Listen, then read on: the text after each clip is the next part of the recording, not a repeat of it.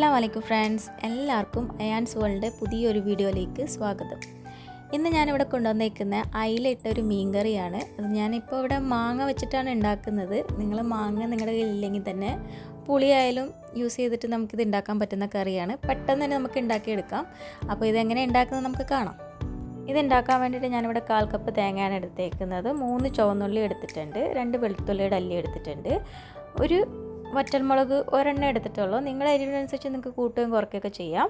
അതേപോലെ പൊടികളിൽ ഞാനിവിടെ എടുത്തേക്കുന്നത് 1/4 ടീസ്പൂൺ മഞ്ഞൾപ്പൊടി, 2 ടേബിൾ സ്പൂൺ മുളക് പൊടി, സാധാരണ മുളക് പൊടിയാണ് എടുത്തേക്കുന്നത്. നിങ്ങളുടെ കയ്യിൽ കാശ്മീരി മുളക് പൊടി ഉണ്ടെങ്കിൽ അതായാലും യൂസ് ചെയ്യാം.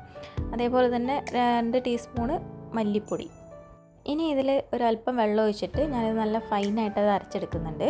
ഞാനിപ്പോൾ മൺചട്ടിയാണ് എടുത്തേക്കുന്നത്. അതിലൊരു മീഡിയം സൈസ് പഴുത്ത തക്കാളി, അതിൻ്റെ ഒപ്പം തന്നെ 2 പച്ചമുളക് നെടുകെ കീറി ഇടുന്നുണ്ട്, പിന്നെ 2 വെളുത്തുള്ളിയുടെ അല്ലി ചെറുതായിട്ട് കട്ട് ചെയ്ത് ഇടുന്നുണ്ട്. അതേപോലെ തന്നെ കൂട്ടത്തിൽ തന്നെ ഒരു ചെറിയൊരു ഇഞ്ചിയുടെ ഒരു കഷ്ണം അതും ചെറുതായിട്ട് നുറുക്കിയിടുന്നുണ്ട്.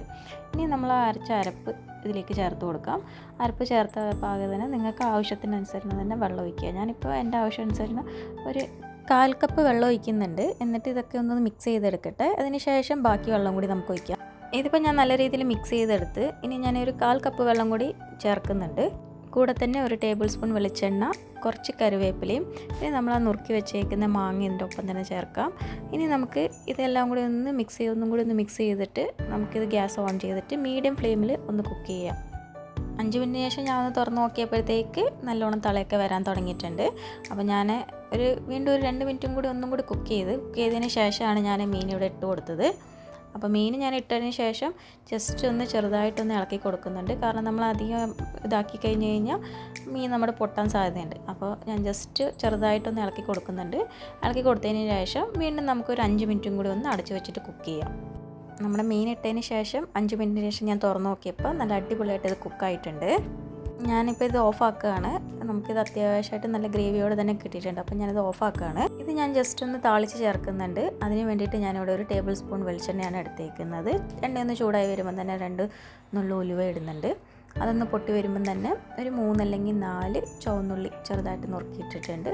കൂടെ തന്നെ കുറച്ച് കറിവേപ്പിൻ്റെ ഇലയും. ഈ ചുവന്നുള്ളിയുടെ കളറൊക്കെ നല്ലോണം മാറിയിട്ടുണ്ട്. ഇനി നമുക്ക് ഈ മീനിലേക്ക് തന്നെ ചേർക്കാം. ഇപ്പോൾ നല്ല അടിപൊളി മീൻകറി ഇവിടെ റെഡി ആയിട്ടുണ്ട്.